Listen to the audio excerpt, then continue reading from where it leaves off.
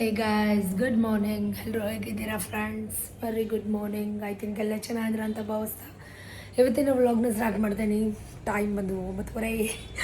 Very good morning. Once again welcome back my YouTube channel Shweta ಅಡುಗೆ ಮನೆ. ಯಾರೇನು ಚಾನಲ್ಗೆ subscribe ಆಗಿಲ್ಲ ಬೇಗ ಬೇಗ ಸಬ್ಸ್ಕ್ರೈಬ್ ಮಾಡ್ಕೊಳ್ಳಿ. ಪಕ್ಕದಲ್ಲಿರೋ ಬೆಲ್ ಐಕನ್ ಪ್ರೆಸ್ ಮಾಡಿ. ನಾನು ವೀಡಿಯೋ ಅಪ್ಲೋಡ್ ಮಾಡಿದ ತಕ್ಷಣ ನಿಮಗೆ ವೀಡಿಯೋ ನೋಟಿಫೈ ಸಿಗುತ್ತೆ ಅಂತ ಹೇಳ್ತಾ ಇವತ್ತಿನ ವ್ಲಾಗ್ನ ಸ್ಟಾರ್ಟ್ ಮಾಡ್ತಾಯಿದ್ದೀನಿ. ಏನು ಬಿಸಿಲು ಯಪ್ಪ ನೋಡಿ. ಆಫ್ಟರ್ ಲಾಂಗ್ ಗ್ಯಾಪ್ ಸುಮಾರು ಜನ ಜಡೆ ಹಾಕೊಳ್ಳಿ ಸಿಸ್ ಅಂತ ಕಮೆಂಟ್ ಮಾಡ್ತಿದ್ರಿ. ಇವತ್ತು ಜಡೆ ಹಾಕ್ಕೊಂಡಿದ್ದೀನಿ. ಇದು ಗುರುವಾರ ಬೆಳಿಗ್ಗೆ ಗುರುವಾರದ ವ್ಲಾಗ್ ಆಗಿರುತ್ತೆ. ಏನು ಗೊತ್ತಾ, ಇವತ್ತು ಏನೆಲ್ಲ ಬ್ರೇಕ್ಫಾಸ್ಟ್ ಆಯಿತಾ. ನನ್ನ ವಾಯ್ಸ್ ಫುಲ್ಲು ಪ್ಯಾಕಪ್ ಆಗಿದೆ, ಮಾತಾಡೋಕ್ಕಾಗ್ತಾಯಿಲ್ಲ, ಗಂಟ್ಲು ಕಟ್ಕೊಂಡಿದೆ. ಯಾಕೆ ಅಂತ ಗೊತ್ತಿಲ್ಲ, ಗಂಟ್ಲು ಫುಲ್ಲು ಪ್ಯಾಕಪ್ ಆಗಿದೆ. ಡ್ರೈ ಕಾಫ್ ಆಗಿದೆ. ಇದು ಗುರುವಾರದ ವ್ಲಾಗ್. ನಾನು ಆಗಲೇ ಹೇಳ್ದಂಗೆ ಗುರುವಾರ ಅಂದರೆ ನಿಮಗೆ ಗೊತ್ತು, ವಾರ ಪೂಜೆ ರಂಗೋಲೆ. ಹೇಗಿದೆ ರಂಗೋಲೆ ದೇವ್ರ ಮನೇದು? ನಂಗೆ ಇಷ್ಟ ಆಯಿತು. ಸೊ ನಿಮ್ಗೆ ಇಷ್ಟ ಆಯಿತಾ? ಎಲ್ಲ ಹಣ್ಣು ಹಾಲು ಎಲ್ಲ ಇಟ್ಟು ತುಪ್ಪ ದೀಪ ಎಲ್ಲ ಅಂಟಿಸಿ ರಾಘವೇಂದ್ರ ಸ್ವಾಮಿಗೂ ಎಲ್ಲ ಪೂಜೆ ಮಾಡಿ ದೇವಸ್ಥಾನಕ್ಕೆಲ್ಲ ಹೋಗಿ ಬಂದು ಎಲ್ಲ ಆಯಿತು. ಆ್ಯಕ್ಚುಲಿ ನೆನ್ನೆ ವ್ಲಾಗ್ನ ಮಾಡೋಣ ಅಂತ ಅಂದ್ಕೊಂಡೆ. ನೆನ್ನೆ ಬುಧವಾರ ನನ್ನ ಕೈಲಿ ನಿಜಕ್ಕೂ ಆಗ್ತಾ ಇರಲಿಲ್ಲ. ಫುಲ್ಲು ಪ್ಯಾಕಪ್ ಆಗಿಬಿಟ್ಟಿತ್ತು, ಗಂಟ್ಲು ಮಾತಾಡೋಕ್ಕೆ ಆಗ್ತಾ ಇರಲಿಲ್ಲ. ಏನಂತ ಗೊತ್ತಿಲ್ಲ, ಡ್ರೈ ಕಾಫ್. ಸೊ ಏನು ಕಣ್ಣೇ ಬಿಡೋಕ್ಕಾಗ್ತಿಲ್ಲ, ಅಷ್ಟು ಬಿಸಿಲು ಹೊಡಿತಾ ಇದೆ. ಇವತ್ತು ಬ್ರೇಕ್ಫಾಸ್ಟ್ಗೆ ಬಿಸಿಬೇಳೆ ಬಾತ್. ಎಲ್ಲರದು ಬ್ರೇಕ್ಫಾಸ್ಟ್ ಆಯಿತು, ನನ್ನ ದಿನ ಆಗಿಲ್ಲ. ನಾನೀಗ ತಿನ್ನಬೇಕು. ದೇವಸ್ಥಾನದಿಂದ ಬಂದು ಸ್ವಲ್ಪ ಟೀ ಮಾಡ್ತಾಯಿದ್ದೀನಿ. ಕೆಲಸದವ್ರು ಬಂದಿದ್ದಾರೆ. ಹಿಂದಿನ ವ್ಲಾಗಲ್ಲಿ ನೋಡಿರ್ತೀರ ಸ್ವಲ್ಪ. ಈ ವರ್ಷ 2026 ಫುಲ್ಲು ಖರ್ಚು ಅಂತಲೇ ಆಗೋಯ್ತು. ಫುಲ್ ಖರ್ಚು, ಹೆವಿ ಖರ್ಚು. ಸೊ ಅವ್ರಿಗೆ ಟೀ ಮಾಡ್ತಾಯಿದ್ದೀನಿ. ಶುಂಠಿ ಏಲಕ್ಕಿ ಎಲ್ಲ ಹಾಕಿ ಮಸಾಲೆ ಚಾಯ್ ಮಾಡ್ತಾಯಿದ್ದೀನಿ. ಇದು ಬಿಸಿಬೇಳೆ ಬಾತ್ ರೆಸಿಪಿ ತೋರಿಸಿದ್ದೀನಿ ಸುಮಾರು ಸಲ. ತಿಂಡಿ ತಿನ್ನಬೇಕು. ಅದಕ್ಕಿಂತ ಮುಂಚೆ ನೆನ್ನೆ ಏನೇನಾಯಿತು ಸ್ವಲ್ಪ ಸಣ್ಣ ಪುಟ್ಟ ಕ್ಲಿಪ್ಪಿಂಗ್ನ ಆ್ಯಡ್ ಮಾಡ್ತೀನಿ, ನೋಡ್ಕೊಂಬನ್ನಿ. ಎಲ್ಲೂ ಹೋಗಬೇಡಿ. ಜಡೆ ಹೇಗಿದೆ ಕಮೆಂಟ್ ಮಾಡಿ. ಜಡೆ ಹಾಕ್ಕೊಂಡಿದ್ದೀನಿ ಗೈಸ್, ಏನೂ ಕೂಮ್ ಮಾಡಿಲ್ಲ, ಹಂಗೆ ಸುಮ್ಮನೆ ಜಡೆ ಹಾಕ್ಕೊಂಡಿದ್ದೀನಿ. ದೇವಸ್ಥಾನಕ್ಕೆ ಹೋಗಿ ಬಂದಿದ್ದೀನಿ. ಸೊ ಏನೇನಾಯಿತು, ಅಪ್ಪ ಬಂದಿದ್ದರು, ಶೇರ್ ಮಾಡ್ತೀನಿ, ನೋಡ್ಕೊಂಬನ್ನಿ. ವ್ಲಾಗ್ನ ಕಂಟಿನ್ಯೂ ಮಾಡ್ತೀನಿ, ಎಲ್ಲೂ ಹೋಗಬೇಡಿ. ಓಕೆನಾ? ಸ್ಟೇಟ್. ನಾನು ನಿಮ್ಮ ಹತ್ರ ಬುಧವಾರ ಬೆಳಗ್ಗೆ ಏನೇನಾಯಿತು, ಬುಧವಾರದಿಂದ ಏನೇನಾಯಿತು, ಏನೇನು ಮಾಡಿದೆ ಅಂತ ವ್ಲಾಗ್ನ ಶೇರ್ ಮಾಡ್ಕೋತಾ ಇದ್ದೀನಿ. ಸೊ ಪೇಂಟ್ ಅವ್ರು ಬಂದಿದ್ದರು. ಇವ್ರು ಏನಂದರೆ ಗಾರೆ ಕೆಲಸದವರು. ಪೇಂಟ್ ಅವರು ಏನಂದರೆ 2 ದಿನ ಬರ್ತಾರೆ, 2 ದಿನ ಬರಲ್ಲ. ಸೊ ನಾವು ಅವರಿಗೆ ಎಲ್ಲನೂ ಹೋಲ್ಸೇಲ್ ಫುಲ್ ಹೊರ್ಗಡೆ ಏನಿದೆ ಅದನ್ನೆಲ್ಲ ಒಂದೇ ಸಲ ಎಲ್ಲ ನೀಟಾಗಿ ಫಿನಿಷ್ ಮಾಡಿಕೊಟ್ಟು ಹೋಗಿ. ಯುಗಾದಿ ಹಬ್ಬ ಇದೆ ಅಂತ ಅಷ್ಟು ಹೇಳಿದ್ದೀವಿ. ಆದರೂ ಕೂಡ ಈ ಥರ ಚಕ್ಕರ್ ಕೊಡೋದು ಬಿಡೋದಿಲ್ಲ. ಇವತ್ತು 3 ಜನ ಬಂದಿದ್ದರು. ನಾವು ಅವ್ರಿಗೆ ಹೇಳ್ತಾಯಿದ್ವಿ, ಇಬ್ಬಿಬ್ಬರು ಬಂದರೆ ಯಾವ ಕಾಲಕ್ಕೆ ಮುಗಿಸ್ತೀರಾ, 1 ಮಂತ್ ಆದರೂ ಮುಗಿಯಲ್ಲ, ಬೇಗ ಬಂದು ಬೇಗ ಮಾಡಿಕೊಡಿ ಅಂತ. ಅವರು ಅಲ್ಲಿ ಒಪ್ಕೊಂಬಿಟ್ಟಿದ್ದಾರೆ, ಇಲ್ಲಿ ಒಪ್ಕೊಂಬಿಟ್ಟಿದ್ದೀವಿ. ಆ ಕಡೆ 2 ಜನ, ಈ ಕಡೆ 2 ಜನ ಅಂತ ಹೇಳಿ ಈಗ ಅವ್ರು ಬಂದದ ದಿವಸ ನಾವು ಕೆಲಸಗಳನ್ನ ಮಾಡಿಸ್ಕೊಬೇಕು. ಆಲ್ರೆಡಿ 2 ಡೇಸ್ ಅವರು ಆ್ಯಬ್ಸೆಂಟ್ ಆಗಿಬಿಟ್ಟಿದ್ರು. ಇನ್ನೇನು ಮಾಡೋಕ್ಕಾಗಲ್ಲ. ಈಗ ಹೊರಗಡೆ ಸೀಲಿಂಗ್ಸ್ ಏನಿದೆ ಅದನ್ನೆಲ್ಲ ಮಾಡ್ತಾಯಿದ್ದಾರೆ. ಸೊ ಜೊತೆಗೆ ಬೇರೆ ಕಲರ್ನ ಕಾಂಬಿನೇಷನ್ ಮಾಡಿದ್ದೀನಿ, ತೋರಿಸ್ತೀನಿ ಯಾವ ಕಲರು ಏನು ಅಂತ. ಈ ಕಡೆ ನಾನು ಅಡುಗೆ ಮಾಡ್ತಾಯಿದ್ದೀನಿ. ಏನಪ್ಪ ಅಡುಗೆ ಅಂದರೆ ಒಂದು ಮಟನ್ ರೆಸಿಪಿ, ಹೊಸದು ಒಂದು. ನಾನು ಮಾಡಿದ್ದು ಫಸ್ಟ್ ಟೈಮ್ ಇದನ್ನು. ಸೊ ಹೆಂಗೆ ಬರುತ್ತೋ ಏನೋ ಟೇಸ್ಟ್ ವೈಸ್ ಅಂದ್ಕೊಂಡು ಈ ಕಡೆ. ಬಟ್ ಆದರೆ ಮಟನ್ ತಲೆಕಾಲು ಸಾಂಬಾರು ಕೂಡ ಮಾಡ್ತಾಯಿದ್ದೀನಿ. ಈ ರೆಸಿಪಿ ಹಿಂದಿನ ದಿನ ವ್ಲಾಗಲ್ಲಿ ನಾನು ನಿಮಗೆ ಅಂದರೆ 1 ವಾರದ ಹಿಂದೆ ನಾನು ಆಲ್ರೆಡಿ ಶೇರ್ ಮಾಡಿದ್ದೀನಿ ಡೀಟೇಲಾಗಿ. ಅದಕ್ಕೆ ನಾನು ಮತ್ತೆ ಏನು ವೀಡಿಯೋ ಮಾಡ್ಕೊಳ್ಳಿಲ್ಲ. ಮಟನ್ ಸಾಂಬಾರು ಮಾಡೋ ರೆಸಿಪಿ. ಒಬ್ಬರು ಸಿಸ್ಟರು ನಿಮ್ಮದು ಸಾಂಬಾರು ಪುಡಿ ರೆಸಿಪಿ ತೋರಿಸಿ, ಸಾಂಬಾರು ಪುಡಿ ಹೇಗೆ ಮಾಡ್ತೀರಾ ತೋರಿಸಿ ಅಂತ ಕಮೆಂಟಲ್ಲಿ ಹೇಳಿದರು. ನಾನು ಸುಮಾರು ಸಲ ತೋರಿಸಿದ್ದೀನಿ. ಪ್ರತಿ ಒಂದು ಹಳೆ ವ್ಲಾಗ್ಗಳಿಗೆ 1 ವರ್ಷ 1.5 ವರ್ಷ ಹಳೆ ವ್ಲಾಗ್ಗಳನ್ನ ಚೆಕ್ ಮಾಡಿ. ನಮ್ಮ ಗೋಡೌನಲ್ಲಿ ಸಾಂಬಾರು ಪುಡಿ ಹುರಿಯೋದೆಲ್ಲ ಸತೀಶೇ. ಅವರು ಹುರಿದಾಗ ನಾನು ಸಾಂಬಾರು ಪುಡಿ, ದಳ್ಸಾರು ಪುಡಿ ಮನೆಗೆ ಸ್ವಲ್ಪ ತೊಗೋತೀನಿ. ಫ್ರೆಶ್ ಇರುತ್ತೆ, ಯಾಕಂದರೆ 1 ಮಂತ್ ಒಂದ್ಸಲ ಹುರಿತಿರ್ತಾರೆ. ನಾನು ಆವಾಗಲೇ ತೊಗೊಳ್ಳೋದು, ತಂದು ಸ್ಟಾಕ್ ಇಟ್ಕೊಳ್ಳಲ್ಲ, ಅದು ಅರೋಮಾ ಸ್ಮೆಲ್ ಹೊರಟೋಗುತ್ತೆ ಅಂತ. ಈ ಕಡೆ 1 kg ಮಟನನ್ನು ಬೇಯಿಸ್ಕೊಂಡಿದ್ದೀನಿ. ಒಂದು ಫ್ರೈ ಮಾಡ್ಕೊಳ್ಳೋಣ ಅಂತ ಸಿಂಪಲ್ಲಾಗಿ, ಏನಂದರೆ ಏನಿಲ್ಲ, 2-3 ಇಂಗ್ರೀಡಿಯೆಂಟ್ ಹಾಕಿ ಮಾಡ್ತಾಯಿದ್ದೀನಿ. ಮಟನನ್ನು ಸಾಫ್ಟಾಗಿ ಬೇಯಿಸ್ಕೊಂಡಿದ್ದೀನಿ. ಒಂದು 5 ವಿಷಲ್ ತೊಗೊಂಡಿದ್ದೀನಿ. ಚೂರು ಉಪ್ಪು ಅರಶಿನ ಹಾಕಿ ಮಟನ್ ಹಿಂಗೆ ಅಂದಿದ ತಕ್ಷಣ ಮೂಳೆ ಬಿಟ್ಟು ಬರಬೇಕು, ಆಗ ಮಟನ್ ಬೆಂದಿದೆ ಅಂತ. ಇದು ನಾಟಿ ಮಿಮಿಕುರಿ ಮಟನ್. ಬೇಕಿದ್ರೆ ಇಂಟ್ರೆಸ್ಟ್ ಇದ್ದರೆ ಯಾರಿಗಾದ್ರೂ ಮಾಡಬೇಕು ಅನ್ಸಿದ್ರೆ ಮಾಡ್ಕೊಳ್ಳಿ. ಯಾರಾದರೂ ಪ್ಯೂರ್ ವೆಜಿಟೇರಿಯನ್ಸ್ ನನ್ನ ವ್ಲಾಗ್ನ ನೋಡ್ತಾ ಇದ್ದರೆ ಒಂದಿಷ್ಟುದ್ದ ಈ ವ್ಲಾಗ್ನ ಸ್ಕಿಪ್ ಮಾಡಿ ಮುಂದೆ ವ್ಲಾಗ್ನ ನೋಡಿ, ಬೇಜಾರು ಮಾಡ್ಕೋಬೇಡಿ. ಸೊ ಕ್ಯಾಪ್ಸಿಕಮ್, ಈರುಳ್ಳಿ, ಟೊಮೆಟೊ, ಹಸಿರು ಮೆಣಸಿನ್ಕಾಯಿ ತೊಗೊಂಡಿದ್ದೀನಿ, ನಿಂಬೆಹಣ್ಣು, ಕೊತ್ತಂಬರಿ ಸೊಪ್ಪು ತೊಗೊಂಡಿದ್ದೀನಿ. ಇಷ್ಟೇ ಸಾಕು, ಇನ್ನೇನು ಬೇಡ. ಎಣ್ಣೆ ಇಟ್ಟು ಹಸಿರು ಮೆಣಸಿನ್ಕಾಯಿ ಹಾಕಿ ಈರುಳ್ಳಿ ಹಾಕಿ, ಈರುಳ್ಳಿಗೆ ಸ್ವಲ್ಪ ಶುಂಠಿ ಗಾರ್ಲಿಕ್ ಪೇಸ್ಟ್ ಹಾಕಬೇಕು. ಇದು ಸ್ವಲ್ಪ ಮಸಾಲ. ಏನು ಮಸಾಲ ಅಂದರೆ, ನಾನು ಮಟನ್ ಸಾಂಬಾರಿಗೆ ಕಾಯಿ ಕಡಲೆ ಖಾರ ರುಬ್ಬಿದ್ನಲ್ಲ, ಆ ಮಸಾಲಾನ ಒಂದು ಸ್ವಲ್ಪ ಎತ್ಕೊಂಡಿದ್ದೀನಿ ಅಷ್ಟೇ. ಅದು ಬಿಟ್ಟರೆ ಬೇರೆ ಏನಿಲ್ಲ. ಇದು ಒಂದು ಮಟನ್ ಫ್ರೈ ಅನ್ಬೋದು ಅಥವಾ ಮಟನ್ ಸುಕ್ಕ ರೆಸಿಪಿ ಅನ್ಬೋದು. ತುಂಬ ಚೆನ್ನಾಗಿತ್ತು ಆ್ಯಕ್ಚುಲಿ. ಈರುಳ್ಳಿ ಎಲ್ಲ ಫ್ರೈ ಆದಮೇಲೆ ಅರಶಿನ, ಶುಂಠಿ ಗಾರ್ಲಿಕ್ ಪೇಸ್ಟ್, ಬೆಳ್ಳುಳ್ಳಿ ಶುಂಠಿ ಪೇಸ್ಟ್ ಹಾಕಿ ಹಸಿ ವಾಸನೆ ಹೋಗೋ ತನಕ ಹುರ್ಕೊಂಡು, ಟೊಮೆಟೊ, ಈರುಳ್ಳಿ ಮತ್ತು ಕ್ಯಾಪ್ಸಿಕಮ್ ಎಲ್ಲ ಹಾಕಿ ಸಾಫ್ಟಾಗಿ ಎಲ್ಲ ಹಾಕ್ಕೊಂಡು, ನಾವೇನು ಬೇಯಿಸಿ ಇಟ್ಕೊಂಡಿರ್ತೀವಿ ಮಟನನ್ನು ಅದಕ್ಕೆ ಆ್ಯಡ್ ಆನ್ ಮಾಡಿ ರುಚಿಗೆ ತಕ್ಕಷ್ಟು ಉಪ್ಪು ಹಾಕಿ ಮಟನ್ನಲ್ಲಿರೋ ನೀರಿನಂಶ ಹೋಗೋ ತನಕ ಕುದಿಸ್ಕೋಬೇಕು. ಹಸಿ ವಾಸನೆ ಹೋಗೋ ತನಕ ಫ್ರೈ ಮಾಡ್ಕೋಬೇಕು. ಇದು ಚಿಕನಲ್ಲಿ ಮಾಡ್ಬೋದು ಆದರೆ ಬಟ್ ನಾನು ಮಟನಲ್ಲಿ ಟ್ರೈ ಮಾಡಿದ್ದು ಫಸ್ಟ್ ಟೈಮು. ಈಗ ತಲೆಕಾಲು ಸಾಂಬಾರು ಮಾಡಿದ್ದೀನಿ ಮಟನ್ದೇ. ಇದು ಮಟನ್ನೇ ತಂದುಬಿಟ್ಟಿದ್ದಾರೆ. ಸೊ ಹಾಗಾಗಿ ನಾನು ಇದನ್ನು ಮಟನ್ ಸುಕ್ಕ ಅಥವಾ ಮಟನ್ ಚಾಪ್ಸ್ ಅಲ್ಲ, ಮಟನ್ ಡ್ರೈ ಅಥವಾ ಮಟನ್ ಫ್ರೈ ಈ ಥರ ಮಾಡ್ತಾಯಿದ್ದೀನಿ. ಚೂರು ಅಚ್ಚ ಖಾರದ ಪುಡಿ, ಧನಿಯಾ ಪುಡಿನ ಆ್ಯಡ್ ಮಾಡ್ತಾಯಿದ್ದೀನಿ. ಆಮೇಲೆ ಸುಮಾರು ಜನ ಕಿಚನ್ ಕಿಂಗ್ ಮಸಾಲ ಯಾವುದು ಅಂತ ಕೇಳ್ತಿದ್ರಿ. ಇದು ಮಾಸ್ಟರ್ ಶೆಫ್ ಅವ್ರದ್ದು ಕಿಚನ್ ಕಿಂಗ್ ಮಸಾಲ. ನಾನು ಇದನ್ನು ಎವ್ರಿಡೇ ಅವ್ರದ್ದು ಸಿಗುತ್ತೆ, ಬಟ್ ನಾನು ಇವತ್ತು ಇದನ್ನು ಯೂಸ್ ಮಾಡಿದೆ. ತುಂಬ ಚೆನ್ನಾಗಿರುತ್ತೆ. ಇದನ್ನು ಬೇಕಾದರೆ ಸ್ವಲ್ಪ ನೀರು ಹಾಕಿ ಗ್ರೇವಿ ಥರ ಕೂಡ ಮಾಡ್ಕೋಬೋದು. ಅನ್ನಕ್ಕೆ, ಮುದ್ದೆಗೆ, ಚಪಾತಿಗೆ ಚೆನ್ನಾಗಿರುತ್ತೆ. ಬಟ್ ಆದರೆ ನಾನು ಇವತ್ತು ಡ್ರೈ ಥರ ಮಾಡ್ತಾಯಿದ್ದೀನಿ. ಹೊರಗಡೆಯಿಂದ ತಂದಿರೋ ಐಟಮ್ಗೆ ಈ ಥರ ಚಾಕೆಲ್ಲ ಹಾಕೋದು ರೂಢಿ, ಸೊ ನಾನು ಕೂಡ ಹಾಕ್ತೀನಿ. ಈ ಕಡೆ ಸಾಂಬಾರಿಗೆ ವಿಷಲ್ ಹಾಕ್ಸೋಣ ಅಂತ ಲಿಡ್ ಕ್ಲೋಸ್ ಮಾಡಿದ್ದೆ.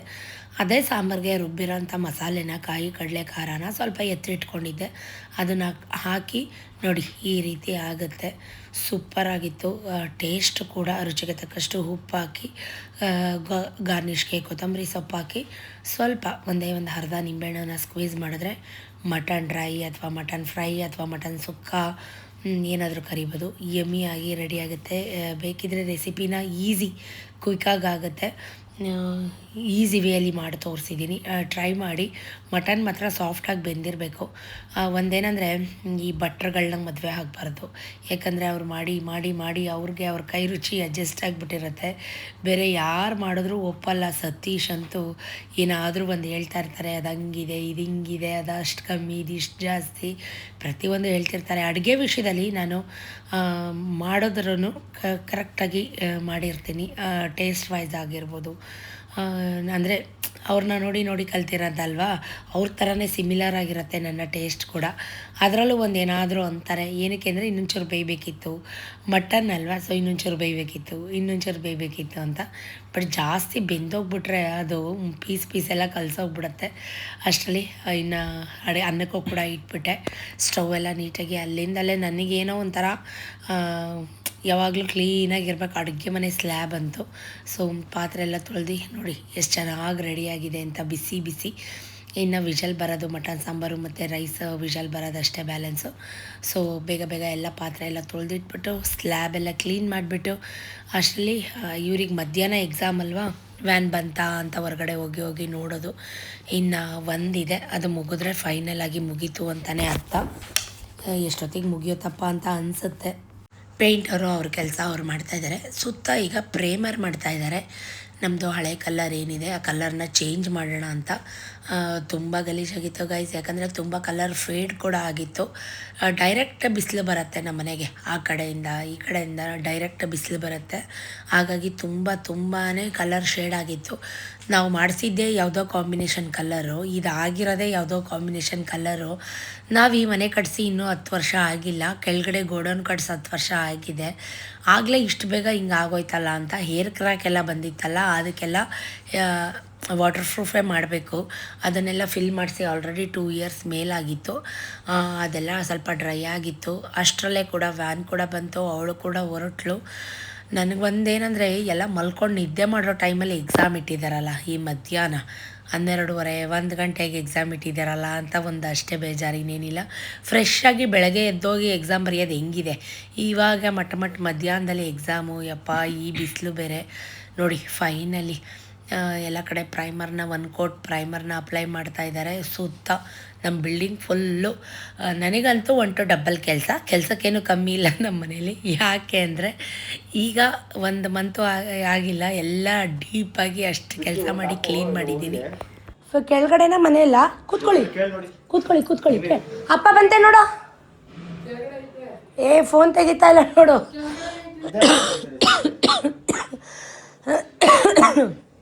ಬೆಳಗ್ಗೆ ಆಫ್ ಆಗುತ್ತೆ ಅಂತ ಗೊತ್ತು ಮಾಮೂಲಿ, ಇದ್ಯಾಕೆ ಹಿಂಗ್ ನನಗೆ ಹೇಳೇ ಇಲ್ಲ ಇವರು.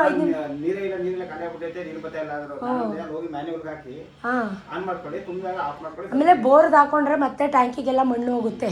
ಬೋರ್ದು ನಾವೇನಿದ್ರು ಪಾತ್ರೆ ತೊಳೆಯೋಕೆ ಬಾಗ್ಲು ತೊಳೆಯೋಕೆ ಆನ್ ಮಾಡ್ಕೋತೀವಿ ಅಷ್ಟೇ, ಕುಡಿಯೋಕ್ಕೆ ಟ್ಯಾಂಕಿಗೆಲ್ಲ ಫಿಲ್ ಮಾಡಲ್ಲ. ಮತ್ತೆಲ್ಲ ಹೊಸ ಟ್ಯಾಂಕಿ ಹಾಕ್ಸಿದ್ದೀವಿ.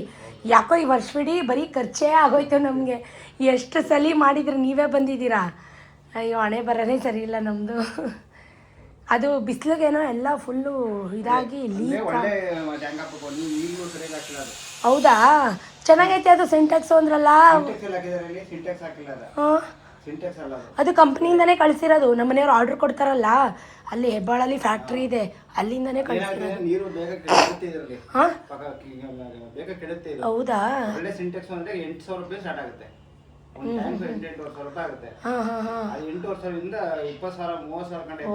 ಅದೇ ಕ್ವಾಲಿಟಿ. ಅಂದ್ರೆ ನಮ್ದೇನಂದ್ರೆ ಹುಡುಗರುಗಳು ಒಂದೊಂದ್ಸಲಿ ನೀರ್ ಖಾಲಿ ಆದ್ರೆ ಬೋರ್ ಹಾಕೋಬಿಡ್ತಾರಲ್ಲಣ್ಣ, ಬೋರ್ದು ಡೈರೆಕ್ಟ್ ಮಣ್ಣು ಹೊಟ್ಟೋಗುತ್ತೆ.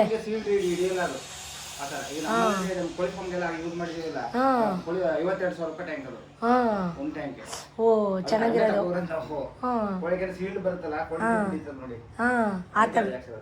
ದಿನ ಕ್ಯಾಲೆಂಡರ್ ನೋಡೋದೇ ಆಯಿತು. ನಾನು ಎಕ್ಸಾಮ್ ಯಾವಾಗ ನನ್ನ ಮಗನಿಗೆ ಅಂತ ಬರೀತಾ ಇದ್ದೆ. ಅಷ್ಟರಲ್ಲಿ ಸತೀಶ್ ಕೂಡ ಬಂದರು. ಬಿಸಿ ಮುದ್ದೆ ಮಾಡೋಣ ಅಂತ ತಲೆಕಾಲು ಸಾಂಬಾರು ಕೂಡ ತೆಳುಗೆ ಮಾಡಿದ್ದೀನಿ ಈ ಸಲ. ಸೊ ರೆಡಿಯಾಗಿದೆ, ಯಾಕಂದರೆ ಬೇಸಿಗೆ ಅಲ್ವಾ, ಜಾಸ್ತಿ ಗಟ್ಟಿ ಬೇಡ ಮಸಾಲೆ ಐಟಮ್ ಅಂತ ಹೇಳಿ ತೆಳುಗೆ ಮಾಡಿದ್ದೀನಿ. ಸೊ ತುಂಬ ಚೆನ್ನಾಗಾಗಿತ್ತು ಸಾಂಬಾರು ಅಂತಲೇ ಹೇಳ್ಬೋದು. ಅವ್ರಿಗೂ ಕೂಡ ಊಟಕ್ಕೆ ಇಡೋಣ ಅಂತ ಬಿಸಿ ಮುದ್ದೆ ಮಾಡ್ತಾಯಿದ್ದೀನಿ. ಇದು ಒಳ್ಳೆಯದು ಗೈಸ್, ಹೆಲ್ದಿ ವೈಸು. ಕೊಲೆಸ್ಟ್ರಾಲ್ ಇರೋಲ್ಲ, ತಲೆಕಾಲು ಮಟನ್ನು ಕೊಲೆಸ್ಟ್ರಾಲ್ ಇರೋಲ್ಲ. ರೈಸ್ ಆಯಿತು, ಈ ಕಡೆ ಮಟನ್ ಚಾಪ್ಸ್ ಆಯಿತು, ಇನ್ನೇನಿದ್ರು ಮುದ್ದೆ ಒಂದು ಬ್ಯಾಲೆನ್ಸು. ಸೊ ಬೇಗ ಎಲ್ಲ ಕೆಲಸ ಮುಗಿಸೋಣ ಅಂತ ಮಾಡಿದ್ರು ಕೂಡ ಅದು ಯಾವ ಟೈಮ್ಗೆ ಏನಾಗಬೇಕೋ ಅದೇ ಆಗೋದು. ಅಷ್ಟರಲ್ಲಿ ಮುದ್ದೆ ಮಾಡಿ ಸತೀಶ್ ಅವ್ರಿಗೆ ಊಟಕ್ಕೆ ಕೊಟ್ಟೆ. ನಾನು ಆಗಲೇ ಹೇಳಿದ್ನಲ್ಲ ಅವ್ರದ್ದು ಕಣಿ ಇದ್ದಿದ್ದೆ ಅಂತ, ಹೇಗಿದೆ ಅಂತ ನೀವು 50 ಸಲ ಕೇಳಿದ್ರು. ಅವರು ವೀಡಿಯೋ ಮಾಡ್ತಾಳೆ ವೀಡಿಯೋಗೋಸ್ಕರ ಅಂತ ಅಂದ್ಬಿಟ್ಟು ಅವ್ರು ಏನೂ ಮಾತಾಡೋಲ್ಲ. ನಾನು ಜನರಲ್ಲಾಗಿ ಕೇಳೋದು ಡೈಲಿ ಹೇಗಿದೆ, ಸರಿ ಇದೆಯಾ, ಚೆನ್ನಾಗಿದೆಯಾ ಅಂತ ಕೇಳ್ತೀನಿ. ಕಣಿ ಗೈಸ್ ಅದು ಬೆಂದಿಲ್ಲ ಅಂತಿರ್ತಾರೆ ಯಾವಾಗಲೂ. ಬೆಂದಾಯ್ತಾ ಇನ್ನೂ? ಟೇಸ್ಟು ಜಾಸ್ತಿ ಬೆಂದರೆ ಕಲಸೋಗ್ಬಿಡುತ್ತೆ. ಟೇಸ್ಟ್ ಸರಿ ಆಯಿತಾ? ಮಟನಲ್ಲಿ ಮಾಡಿರೋದು. ಇವಾಗ ನೀವಿಷ್ಟು ಏನು ನೋಡಿದ್ರಿ ಅದು ಬುಧವಾರದ ವ್ಲಾಗ್. ಬುಧವಾರ. ಸೊ ಇದು ಗುರುವಾರ ಬೆಳಗ್ಗೆ. ಗುರುವಾರ ಅಂದರೆ ವಾರ ಪೂಜೆ, ನಿಮಗೆ ಗೊತ್ತು. 2:30ಗೆ ಎಚ್ಚರಿಕೆ ಆಗಿಬಿಡ್ತು ಗೈಸ್. ಯಾಕಂದರೆ ನನ್ನ ಮಗನಿಗೆ ಒಂದೇ ದಿನ ಬ್ಯಾಲೆನ್ಸ್ ಇರೋದು, ಬೋರ್ಡ್ ಎಕ್ಸಾಮ್ ಇದೆ. ಸೊ ಎದ್ದು ಬೇಗ ಬಾಗಿಲು ಕಸ ಗುಡಿಸಿ ರಂಗೋಲಿ ಹಾಕಿ ಬಾಗಿಲು ತೊಳೆದು ಸತೀಶದು ಬಟ್ಟೆ ಎಲ್ಲ ಇತ್ತು ಆಲ್ರೆಡಿ ಎಲ್ಲ ವಾಶ್ ಮಾಡಿ. ಈಗ ನೋಡಿ ಪೋರ್ಟಿಕೋ ಒಂದು ಗಿಡ ಇಲ್ಲ, ಎಲ್ಲ ಬೋಳ್ ಥರ ಕಾಣಿಸ್ತಾ ಇದೆ. ಎಲ್ಲ ಪೋರ್ಟಿಕೋ ಕ್ಲೀನ್ ಮಾಡಿ ಹೊಸ್ಲೆಲ್ಲ ರೆಡಿ ಮಾಡಿಕೊಂಡು ಏನೋ ಒಂಥರ ಇವಾಗ ನೋಡೋಕ್ಕೆ ಬೇಜಾರು. ಗಿಡಗಳಿದ್ದರೆ ಪಾಟ್ ಇದ್ದರೆ ಮನೆ ಬಾಗಿಲಲ್ಲಿ ಚೆಂದ. ಏನಂತೀರಾ, ನಿಮ್ಮ ಅನಿಸಿಕೆ ಅಭಿಪ್ರಾಯನ ಹೇಳಿ. ಸೊ ಸ್ವಲ್ಪ ಹೊತ್ತು ಕೂತ್ಕೊಂಡು ಬರ್ಸೋಣ ಅಂತ ಬೆಳಗ್ಗೆ ಬರೆಸ್ತಾ ಇದ್ದೀನಿ. ಜಸ್ಟ್ ನಾವು ಟೈಮ್ ಈಗ 4:45 ಐ ಥಿಂಕ್ 4:15 4:45 ಆಗಿರ್ಬೋದು ಅಷ್ಟೇ. ಬೆಳಗ್ಗೆ ಹೊತ್ತು ಬರ್ಸಿದ್ರೆ ಮೈಂಡ್ ಫ್ರೆಶ್ ಆಗಿರುತ್ತೆ, ಕಾಮ್ ಆಗಿರುತ್ತೆ. ನಾವು ಬರೆದಿದ್ದು ಓದಿದ್ದು ತಲೆಗೆ ಹೋಗುತ್ತೆ ಅಂತ. ಕೆಲಸ ಬೇಜಾನಿದೆ, ಯಾಕಂದರೆ ವಾರ ಪೂಜೆ. ಬಟ್ ಆದರೆ ನಾನು ಕೂಡ ಕೂತ್ಕೊಂಡಿದ್ದೀನಿ. ಈ ಮಕ್ಕಳು ಗೊತ್ತಲ್ಲ, ಆ ಕಡೆ ಹೋದರೆ ಯಾವ ಥರ ಡ್ರಾ ಮಾಡ್ತಾರೆ, ಬರೆದಾಯ್ತು ಅಂತ ಮುಚ್ಚಿಡ್ತಾರೆ, ಜೊತೆಗೆ ತೂಗುಡಿಸ್ಕೊಂಡು ಕೂತ್ಕೋತಾರೆ. ಹಿಂಗೆ ಮಾಡ್ತಾರೆ. ಇನ್ನು ಟಿ ವಿ ನೋಡು ಅಥವಾ ಇನ್ನೊಂದು ಏನೋ ಮಾಡು ಅಂದ, ಮೊಬೈಲ್ ನೋಡು ಅಂದಾಗ ನಿದ್ರೆ ಬರಲ್ಲ ಅವ್ರಿಗೆ. ಓದು ಬರಿ ಅಂತ ಕೂರಿಸ್ದಾಗ ನಿದ್ರೆ ಬರುತ್ತೆ. ಏನೂ ಮಾಡೋಕ್ಕಾಗಲ್ಲ, ಎಲ್ಲ ಮಕ್ಕಳು ಹೀಗೇ. ಬಟ್ ಒಂದು ಮಕ್ಕಳು ಅವ್ರ ಕೆಲಸ ಅವರೇ ಮಾಡ್ಕೋತಾರೆ. ಯಾವುದೇ ರೀತಿ ಫೋರ್ಸ್ ಬೇಕಾಗಿರಲ್ಲ, ಯಾರೂ ಏನೂ ಹೇಳೋದು ಬೇಕಾಗಿರಲ್ಲ. ಅದು ಅವ್ರ ಮೈಂಡ್ಗೆ ಬರಬೇಕು. ನಾನು ಇರಪ್ಪ ಎಕ್ಸಾಮ್ ಇದೆ ಅವ್ರು ತೊಗೋಬೇಕು ಟೆನ್ಷನ್ನು. ಆದರೆ ನಮ್ಮ ಮನೇಲಿ ಹೆಂಗೆ ಅಂದರೆ ಅವಳನ್ನು ಏಳ್ಸು ಇವನು ಏಳ್ಸು ಅವಳು ಬರೀಲಿ ಇವನು ಇದೆ. 2 ಮಕ್ಕಳು ಇದ್ದಿದ್ದು ಮನೇಲಿ ಗೊತ್ತಿರುತ್ತೆ ನಿಮಗೆಲ್ಲ ಹೆಂಗಿರುತ್ತೆ ಕಾನ್ವರ್ಸೇಷನ್ ಅಂತ. ನಾನೇನು ಅದನ್ನು ಸಪ್ರೇಟಾಗಿ ಬಿಡಿಸಿ ಹೇಳೋ ಅವಶ್ಯಕತೆ ಇರೋದಿಲ್ಲ. ನಾನು ಸ್ವಲ್ಪ ಕನ್ನಡಿಲಿ ನೋಡ್ಕೋತಾ ಇದ್ದೆ ನನ್ನ ಮುಖನ ನಾನು ಮಿರರಲ್ಲಿ. ಏಕೆಂದರೆ ಒಂದು ಸ್ಕಿನ್ ಕೇರ್ ಇಲ್ಲ, ಒಂದು ಹೇರ್ ಕೇರ್ ಇಲ್ಲ, ಮುಖ ಎಲ್ಲ ಡ್ರೈ ಆಗಿಬಿಟ್ಟಿದೆ ಟೆನ್ಷನ್ಗೆ. ಏನೂ ಮಾಡೋಕ್ಕಾಗಲ್ಲ. ಇವತ್ತು ನನ್ನ ಮಗಳದ್ದು ಲಾಸ್ಟ್ ಎಕ್ಸಾಮು. ಸೊ ಅವಳಿಗೂ ಕೂಡ ಸ್ವಲ್ಪ ಪ್ರಿಪೇರ್ ಮಾಡೋಣ ಅಂತ ಎದ್ದು ಕೂರಿಸ್ಕೊಂಡು ಪ್ರಿಪೇರ್ ಮಾಡ್ತಾಯಿದ್ದೀನಿ. ನಾವೆಷ್ಟೇ ಕಲಿಸ್ಲಿ, ಎಷ್ಟೇ ಓದಲಿ, ನಾವೆಷ್ಟೇ ಎಫರ್ಟ್ ಹಾಕಲಿ, ಅವ್ರದ್ದು ಫೈನಲಾಗಿ ಏನು ಎಫರ್ಟ್ ಇರುತ್ತೆ, ಹೆಂಗೆ ಬರೆದಿರ್ತಾರೆ ಅಥವಾ ಏನು ಅರ್ಥ ಮಾಡ್ಕೊಂಡು ಏನು ಅಲ್ಲಿ ಬರೆದು ಬಂದಿರ್ತಾರೆ ಅನ್ನೋದು ಮ್ಯಾಟ್ರ್ ಆಗುತ್ತೆ. ಬಟ್ ನನ್ನ ಕಡೆಯಿಂದ ನಾನು 102% ನಾನು ಎಲ್ಲ ಕೆಲಸದಲ್ಲೂ ನಾನು ಕೊಡೋಕ್ಕೆ ನಾನು ದಿ ಬೆಸ್ಟ್ ಕೊಡೋಕ್ಕೆ ನಾನು ಟ್ರೈ ಮಾಡ್ತೀನಿ. ಅದಕ್ಕಿಂತ ಹೆಚ್ಚಾಗಿ ನಾನೇ ಮಾಡಿರ್ತೀನಿ ಓನ್ ಇನಿಷಿಯೇಟಿವ್ ತೊಗೊಂಡು. ನನಗಿಷ್ಟ ಎಲ್ಲದರಲ್ಲೂ ಪರ್ಫೆಕ್ಟಾಗಿರಬೇಕು, ಎಲ್ಲನೂ ಅಚ್ಚುಕಟ್ಟಾಗಿ ಮಾಡಬೇಕು, ಯಾರ ಕೈಲೂ ಏನು ಬ್ಲೇಮ್ ತೊಗೋಬಾರ್ದು, ಆ ಥರ ಇರಬೇಕು ಅನ್ನೋದಕ್ಕೆ ಇವತ್ತು ಬ್ರೇಕ್ಫಾಸ್ಟ್ಗೆ ನವಣೆ ದೋಸೆ ಮಾಡಿದ್ದೆ. ನವಣೆ ಗೋಧಿ ಎಲ್ಲ ಹಾಕಿ ಅದಕ್ಕೆ ಚೆನ್ನ ಮಸಾಲ ಕೂಡ ಮಾಡಿದ್ದೆ. ಸೊ ಬೇಗ ಯಾಕಂದರೆ ವಾರ ಪೂಜೆ ಅಲ್ವಾ, ಬೇಗ ಎಲ್ಲ ಕೆಲಸ ಒಬ್ಬಳೇ ಮಾಡ್ಕೋಬೇಕು. ಈ ಕಡೆ ಎಕ್ಸಾಮ್ ಟೆನ್ಷನ್. ಇವತ್ತು ಮುಗಿದ್ರೆ ನನ್ನ ಮಗಳಿಗೆ ಮುಗಿಯುತ್ತೆ. Today is the last exam ಅವಳದು ಮುಗಿಯುತ್ತೆ. ಒಂದಿನ ರೆಸ್ಟ್, ನೆಕ್ಸ್ಟ್ ಡೇಯಿಂದ ನನ್ನ ಮಗನಿಗೆ ಕಂಟಿನ್ಯೂ ಆಗುತ್ತೆ ಎಕ್ಸಾಮು. ನನಗಂತೂ ಇನ್ನೂ 1 ಮಂತ್ ರೆಸ್ಟ್ ಇಲ್ಲ ಬಿಡಿ, ಅದು ಬೇರೆ ಪ್ರಶ್ನೆ. ದೋಸೆ ಮಾತ್ರ ತುಂಬ ಚೆನ್ನಾಗಿ ಬಂದಿತ್ತು. ನವಣೆ ಹಿಟ್ಟು, ಉಪ್ಪು, ರುಚಿಗೆ ತಕ್ಕಷ್ಟು, ಚಿರೋಟಿ ರವೆ, ಚೂರು ಗೋಧಿ ಹಿಟ್ಟು ಹಾಕಿ ಅರ್ಧ ಗಂಟೆ ಮುಂಚೆ ಕಲಸಿ ಇಟ್ಬಿಟ್ಟು ಹಾಕಿದ್ರೆ ತುಂಬ ಚೆನ್ನಾಗಿ ಬರುತ್ತೆ, ಕ್ರಿಸ್ಪಾಗಿ ಬರುತ್ತೆ. 2 ಸೈಡ್ ಬೇಯಿಸೋದ್ರಿಂದ ತುಂಬ ಚೆನ್ನಾಗಿರುತ್ತೆ ಗರ್ಗರಿಯಾಗಿ. ಸತೀಶ್ಗೆ ತುಂಬ ರೋಸ್ಟೆಡ್ ಆಗಿ ಗರ್ಗರಿಯಾಗಿರಬೇಕು. ಸೊ ಅವ್ರಿಗೂ ಕೂಡ ಕೆಲಸ ಇತ್ತು. ಸಿಲಿಂಡ್ರ್ಗಳು ಸಿಗ್ತಾಯಿಲ್ಲ. ನಮಗಂತೂ ಕೇಟ್ರಿಂಗಿಗೆ ತುಂಬಾ ಪ್ರಾಬ್ಲಮ್ ಆಗ್ತಾಯಿದೆ. ಬ್ಲಾಕ್ ಎಲ್ಲ 1 to 3 ರೇಟ್ ಹೇಳ್ತಾ ಇದ್ದಾರೆ. ಸೊ ಈ ರೀತಿ ಗರಿಯಾಗಿ ಬೇಯಿಸಿ ಕೊಟ್ಟರೆ ಬಿಸಿ ಅವ್ರಿಗೂ ಕೂಡ ಬೇಗ ಇದ್ದಿದ್ರಲ್ವ. ಸೊ ಎಲ್ಲ ಓದಿ ಬರೆದು ಎಲ್ಲ ಮಾಡಿದ್ರಲ್ಲ, ಬೇಗ ತಿಂಡಿ ಕೊಟ್ಟು ಸತೀಶ್ಗೂ ಕೂಡ ಎಲ್ಲ ತಿಂಡಿ ಕೊಟ್ಟು, ಯಾಕಂದರೆ ಅವ್ರದ್ದು ಕೆಲಸ ಇತ್ತು. ಹಾಗಾಗಿ ಸೊ ನಾನು ಎಲ್ಲ ಕೆಲಸ ಮುಗಿಸಿ ಫ್ರೆಶ್ ಅಪ್ ಆಗಿ, ಗುರುವಾರ ಅಂದರೆ ವಾರ ಪೂಜೆ ನಿಮ್ಮೆಲ್ರಿಗೂ ಗೊತ್ತು. ಸೊ ಬೇಗ ಬಟ್ಟೆ ಒಗೆದು, ಪಾತ್ರೆ ತೊಳೆದು, ಮನೆಯೆಲ್ಲ ಕ್ಲೀನ್ ಮಾಡಿ, ಇವರಿಗೆಲ್ಲ ಮಧ್ಯಾಹ್ನ ಎಕ್ಸಾಮ್ ಇರೋದ್ರಿಂದ ಡಬ್ಬಿ ಕಟ್ಟೋದು ಒಂದೇನು ಕೆಲಸ ಇರಲ್ಲ. ಜೊತೆಗೆ ಬೇಗನೆ ಮಾಡೋಣ ಅಂತ ಅನ್ಕೋತೀನಿ. ಬಟ್ 8:30 ಆಗೇ ಬಿಡುತ್ತೆ, ಏನೂ ಮಾಡೋಕ್ಕಾಗಲ್ಲ. ದೇವಸ್ಥಾನಕ್ಕೂ ಹೋಗಬೇಕಿತ್ತು. ಸೊ ಮನೇಲಿ ಫಸ್ಟ್ ಪೂಜೆ ಮುಗಿಸೋಣ ಅಂತ ಮುಗಿಸ್ದೆ. ರಾಯ ರಾಘವೇಂದ್ರಾಯ ಸತ್ಯಧರ್ಮ ರಥಾಯ ಚ ಭಜತಾಂ ಕಲ್ಪವೃಕ್ಷಾಯ ನಮತಾಂ ಕಾಮಧೇನುವೆ ಶ್ರೀ ಗುರು ರಾಘವೇಂದ್ರಾಯ ನಮೋಭ್ಯೋ ಶ್ರೀ ಗುರು ರಾಘವೇಂದ್ರಾಯ ನಮೋ ನಮಃ ಶ್ರೀ ಗುರು ರಾಘವೇಂದ್ರಾಯ ನಮೋ ನಮಃ ಶ್ರೀ ಗುರುವೇ ನಮೋ ನಮಃ. ಏನೋ ಒಂಥರ ಪಾಸಿಟಿವ್ ವೈಬ್ಸ್, ಮನೇಲಿ ನೆಮ್ಮದಿ. ಸುಮಾರು ಜನ ಹೇಳ್ತಿರ್ತಾರೆ, ಯಾಕೆ ಹೇಳ್ತೀರಾ ಆ ವಿಡಿಯೋದಲ್ಲಿ ಅಂತ. ಸೊ ನಾನು ಎಷ್ಟೇ ಸತಿ ಹೇಳಿದ್ರು ಅವರು ತಿದ್ಕೋತಾ ಇಲ್ಲ. ಏನು ಮಾಡಬೇಡಿ ಅಂತೀನೋ ಅದೇ ಕೆಲಸಗಳನ್ನ ಮಾಡ್ತಿರ್ತಾರೆ. ಸೊ ಅದಕ್ಕೋಸ್ಕರ ನಾನು ವಿಡಿಯೋದಲ್ಲಿ ಹೇಳ್ತೀನಿ, ಅರ್ಥ ಮಾಡ್ಕೊಳ್ಳಿ ಅಂತ. ಅದು ಬಿಟ್ಟರೆ ಬೇರೆ ಏನಿಲ್ಲ. ಅಲ್ಲಿಂದ ರಾಘವೇಂದ್ರ ಸ್ವಾಮಿ ಮಠಕ್ಕೆ ಹೋಗೋಣ ಅಂತ ಅಲ್ಲೂ ಬಂದೆ.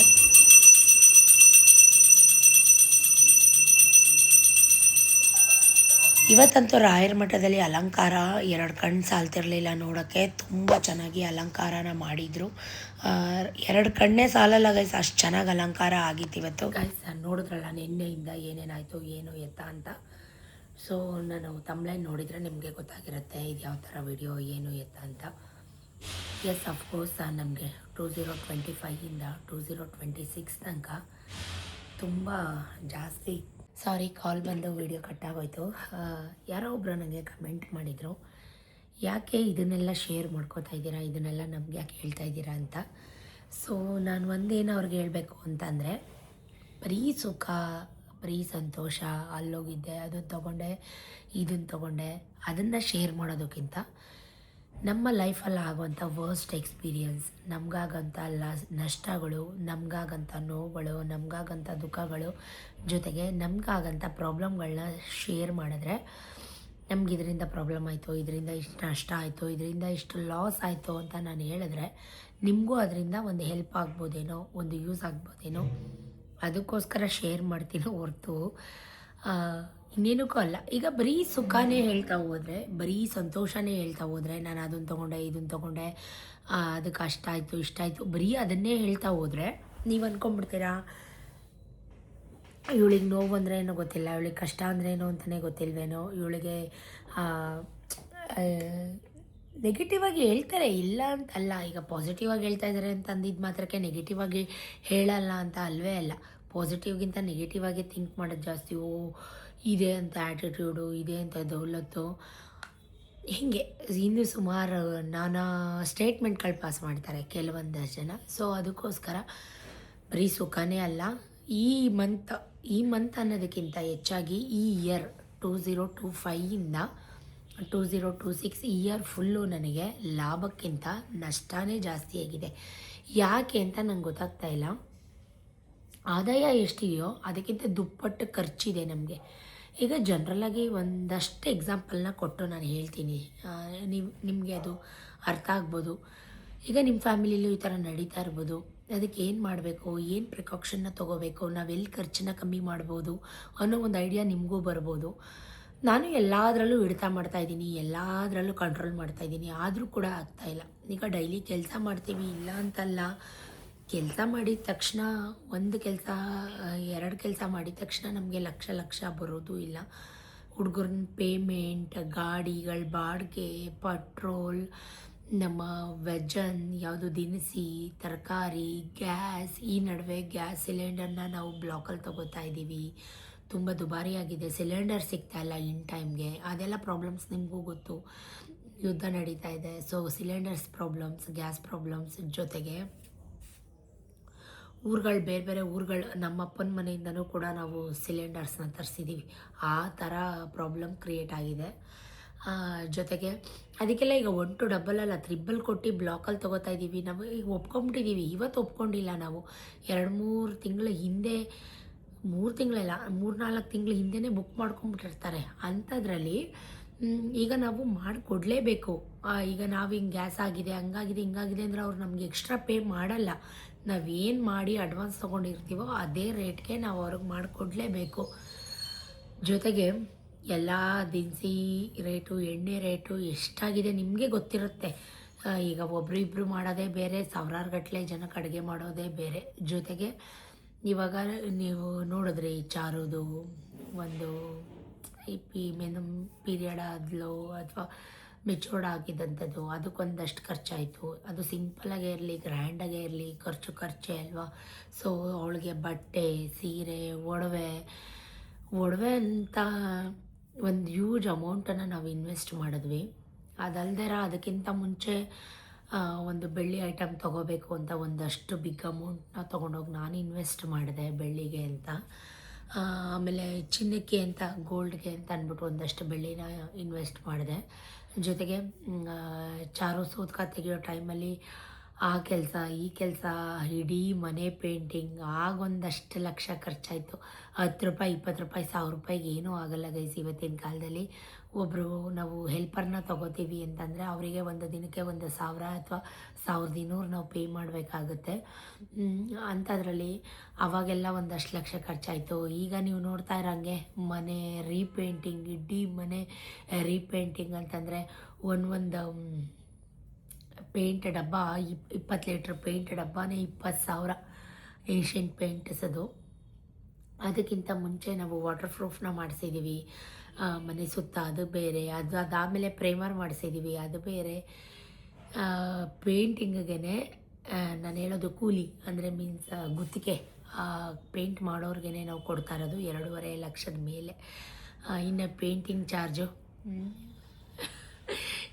ಹೇಳೋದು ಸುಲಭ ಗೈಸ್, ನಿಜಕ್ಕೂ ಹೇಳೋದು ಸುಲಭ. ಅಷ್ಟಾಗಿಲ್ಲ, ಇಷ್ಟಾಗಿಲ್ಲ, ಅಷ್ಟು ಕೊಟ್ಬಿಟ್ಟಿದ್ದೀರಾ ಅಂತ ಅನ್ನಿಸ್ಬೋದು. ಅದು ಮಾಡೋರ್ಗೇ, ಅದು ಖರ್ಚು ಮಾಡಿರೋರ್ಗೇ ಅದರ ಲೆಕ್ಕ ಗೊತ್ತಿರುತ್ತೆ. ಅದು ಇನ್ವೆಸ್ಟ್ ಮಾಡಿರ್ತೀವಲ್ಲ ಅದರ ಲೆಕ್ಕ ಗೊತ್ತಿರುತ್ತೆ. ಈಗ ಚಾರುಗೆ ಒಂದು 55 ಗ್ರಾಮ್ಗೆ ನಾನು ಲಾಂಗ್ ಹಾರ ತೊಗೊಂಡೆ. ಸುಮಾರು ಜನ ತೋರಿಸಿ ಅಂತ ಹೇಳ್ತಾಯಿದ್ರಿ. ತೋರಿಸ್ತೀನಿ, ಸದ್ಯಕ್ಕೆ ಅದು ಬ್ಯಾಂಕ್ನಲ್ಲಿದೆ. ತಂದಿದ ತಕ್ಷಣ ಅದರದ್ದು ಒಂದು ವಿಡಿಯೋ ಮಾಡ್ತೀನಿ. ಸುಮಾರು ಜನ ಮೇಲಿಂದ ಮೇಲೆ ಹೇಳ್ತಾನೆ ಇದ್ರಿ, ಅಷ್ಟಿಲ್ಲ, ಅದು ಇಷ್ಟಿದೆ, ಅಷ್ಟಾಗಿಲ್ಲ 15,000 ಮೇಕಿಂಗ್ ಚಾರ್ಜು ಕೂಲಿ ಎಲ್ಲ ಸೇರಿದ್ರೆ 15,000ಕ್ಕಿಂತ ಮೇಲಾಗುತ್ತೆ. GST ಅದೆಲ್ಲ ಸೇರಿದ್ರೆ ಇನ್ನು 55 ಗ್ರಾಮ್ಗೆ ಎಷ್ಟಾಗುತ್ತೆ ಗೋಲ್ಡ್ಗೆ. ಅದ್ರ ಜೊತೆ ನಾನು ಹೋಗ್ಬಿಟ್ಟು ನನಗಿದೆಲ್ಲ ಐಡಿಯಾ ಇರಲಿಲ್ಲ. ಈ ಟೈಮಲ್ಲಿ ಚಾರೋದು ಹಿಂಗಾಗತ್ತೆ, ನಾನು ಬೆಳ್ಳಿ ತೊಗೋಬಾರ್ದು, ಆ ದುಡ್ಡನ್ನು ತೊಗೊಂಬಂದಿಲ್ಲ, ನನಗೇನೂ ಐಡಿಯಾ ಇರಲಿಲ್ಲ, ಮುಂದಾಲೋಚನೆ ಇರಲಿಲ್ಲ. ನನ್ನ ಮೈಂಡಲ್ಲಿ ಬಂದಿದ್ದು ನಾವು ಚೀಟಿ ಹಾಕ್ತಾಯಿದ್ವಿ, ಅದು ಅಮೌಂಟ್ ಬಂತು. ಆ ಅಮೌಂಟ್ ಬಂದು ಏನೋ ಒಂದು ಇನ್ವೆಸ್ಟ್ ಮಾಡಿಬಿಡೋಣ, ಸುಮಾರು ದಿನದಿಂದ ಆಸೆ ಪಟ್ಟಿದ್ದಂಥ ಈ ಬಿಂದಿಗೆನೇ ತೊಗೊಂಡ್ಬಿಡೋಣ ಅಂತ ಹೇಳಿ ತೊಗೊಂಡಂಥದ್ದು. ಒಂದಾದ್ಮೇಲೆ ಒಂದು ನನ್ನ ನಿಜಕ್ಕೂ ನನಗೆ ಹೆಂಗೆ ಅನಿಸಿದೆ ಅಂದರೆ, ಆದಾಯ ಇರೋದು ಇಷ್ಟು, ಬಟ್ ನಮ್ಮನೇಲಿ ನಡೀತಾ ಇರೋದು ಖರ್ಚು ಇಷ್ಟು. ಸೊ ಏನು ಕಂಟ್ರೋಲ್ ಮಾಡ್ಬೋದು. ಇವಾಗ ಎಕ್ಸಾಮ್ಸ್ ಏನೋ ಮುಗ್ದೋಗತ್ತೆ, ಎಕ್ಸಾಮ್ ಮುಗ್ದೋಗತ್ತೆ, ಅಡ್ಮಿಷನ್ಸ್ ಬರುತ್ತೆ. ಏಪ್ರಿಲ್ ಬರ್ತಿದ್ದಂಗೆ ಅಡ್ಮಿಷನ್ಸ್ ಸ್ಟಾರ್ಟ್ ಆಗುತ್ತೆ ಕಾಲೇಜಿಗೆ. ಅಂದರೆ ಕಡಿಮೆ ಅಂದರೂ 2-2.5 ಲಕ್ಷ ನಾನು ಇಟ್ಕೋಬೇಕು ವಿಕಾಸ್ಗೆ. ಇನ್ನು ಚಾರ್ವಿಗೆ, ಅವಳಿಗೆ ಒಂದು 20 ತನಕ ಅವಳಿಗೆ ಇಟ್ಕೋಬೇಕು.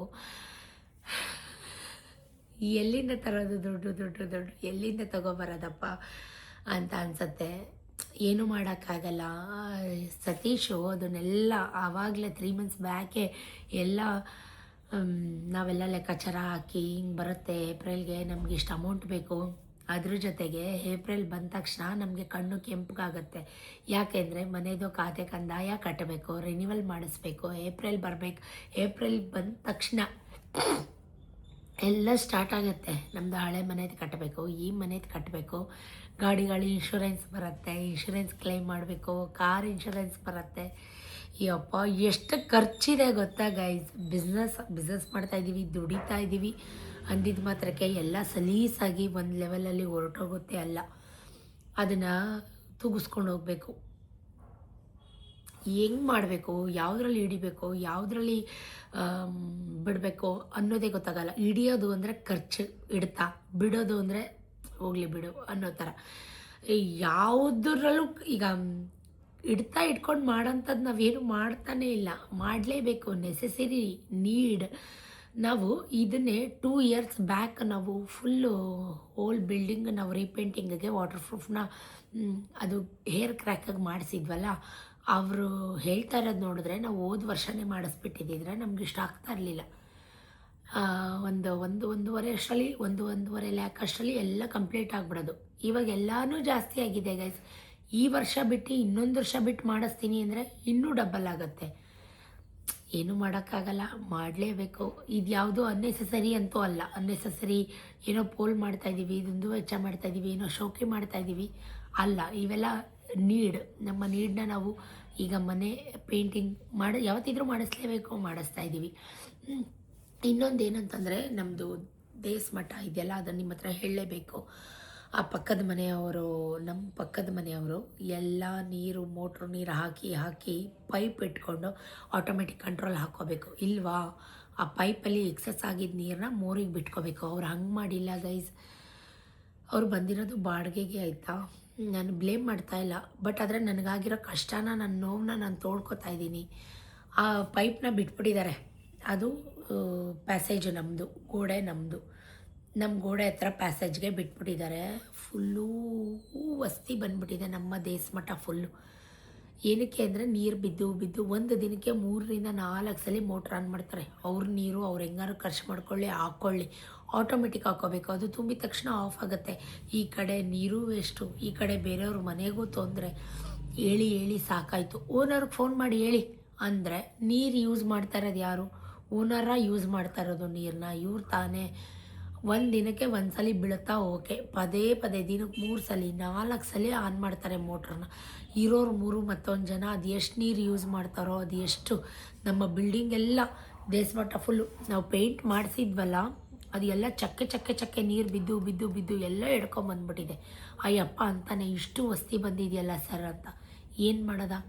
ಈಗ ಮಾತಾಡೋಕ್ಕೋದ್ರೆ ಜಗಳಗಳಾಯ್ತವೆ.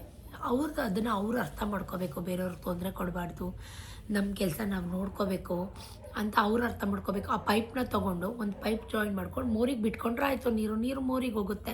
ಎಕ್ಸೆಸ್ ಆಗಿ ಟ್ಯಾಂಕಿ ತುಂಬಿ ಹರಿದಿದ್ದು ನೀರು. ಏನು ಗೈಸ್, ಈ ಜನಗಳಿಗಂತೂ ಹೇಳೋಕ್ಕಾಗಲ್ಲ.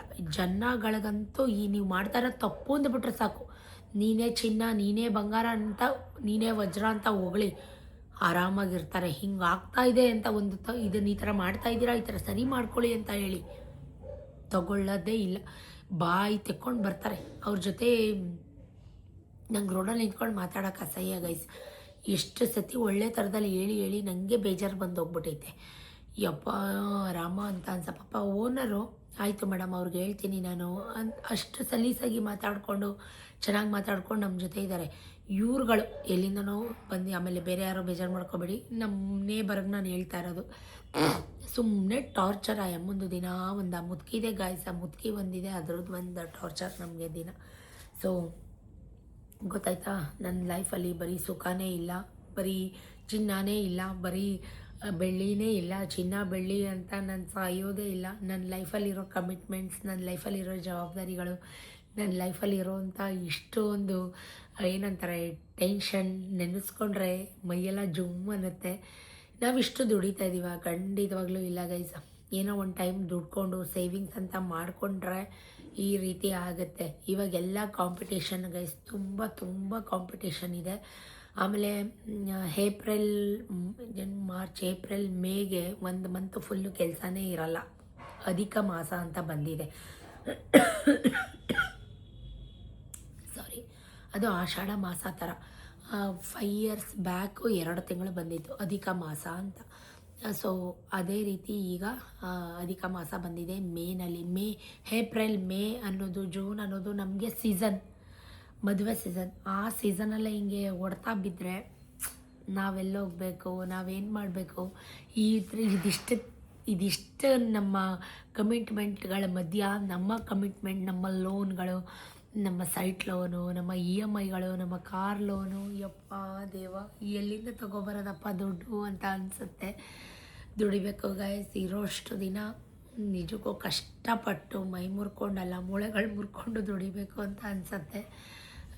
ಸೊ ದೇವ್ರ ದಯದಿಂದ ಎಲ್ಲ ಸಲೀಸಾಗಿ ಯಾವುದೇ ತೊಂದರೆ ಇಲ್ಲದೆ ಹೋಗಲಿ ಅಂತ ಪ್ರೇ ಮಾಡಬೇಕಷ್ಟೇ, ಇನ್ನೇನು ಮಾಡೋಕ್ಕಾಗಲ್ಲ. ಇವತ್ತು ಪೇಂಟ್ ಅವರು ಚಕ್ಕರ್ ಕೊಟ್ಟಿದ್ದಾರೆ. ಹೀಗೆ ನೋಡಿ, 1 ವಾರ ಕಂಟಿನ್ಯೂಸ್ ಆಗಿ ಮಾಡಿದ್ರು, ಈಗ ಚಕ್ಕರ್ ಕೊಟ್ಟಿದ್ದಾರೆ. ಆ್ಯಕ್ಚುಲಿ ನಿನ್ನೆನೂ ಚಕ್ಕರ್ ಕೊಟ್ಟಿದ್ರು ಅವರು. ಸೊ ಬರಲಿ, ಬಂದಾಗ ಯಾವಾಗ ಬರ್ತಾರೆ ನೋಡೋಣ. ಹಿಂಗಿರುತ್ತೆ ನಮ್ಮ ಬಿಸ್ನೆಸ್ಗಳ ಲೈಫು. ಸೊ ಹೇಳಿದ್ದು ಗೊತ್ತಾಯಿತು, ಅರ್ಥ ಆಯಿತು ಅಂತ ಅನ್ಕೋತೀನಿ. ನನ್ನ ಲೈಫಲ್ಲೂ ನೋವಿದೆ ಗೈಸ್. ನನ್ನ ಲೈಫಲ್ಲೂ ಈ ನಡುವೆ ತುಂಬ ಖರ್ಚು ಅನ್ನೋದೇ ಜಾಸ್ತಿ ಆಗಿಬಿಟ್ಟಿದೆ, ಏನೂ ಮಾಡೋಕ್ಕಾಗಲ್ಲ. ಸೊ ನೆಕ್ಸ್ಟ್ ವ್ಲಾಗಲ್ಲಿ ಸಿಗ್ತೀನಿ. Thank you for watching, keep supporting me.